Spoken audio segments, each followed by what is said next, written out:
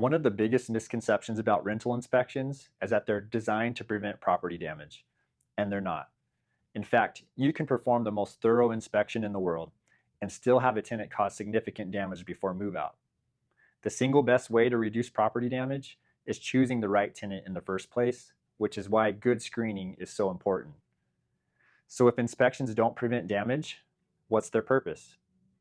Mid-lease inspections help you catch issues early before they become expensive repairs. They give you an opportunity to identify maintenance concerns, check for lease violations, verify smoke detectors are functioning, look for water leaks, unauthorized pets or occupants, and make sure the home is being reasonably cared for. In Arizona, landlords generally have the right to inspect a rental property with proper notice to the tenant.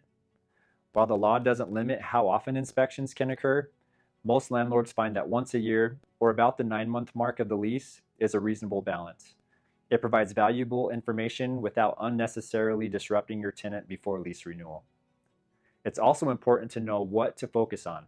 Don't nitpick normal wear and tear or whether the home is perfectly clean. The goal isn't to judge housekeeping.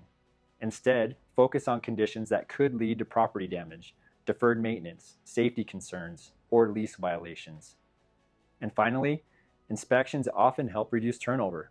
They create an opportunity to address maintenance concerns while the tenant is still living in the home, helping residents feel cared for and allowing small issues to be corrected before they become bigger and more expensive problems.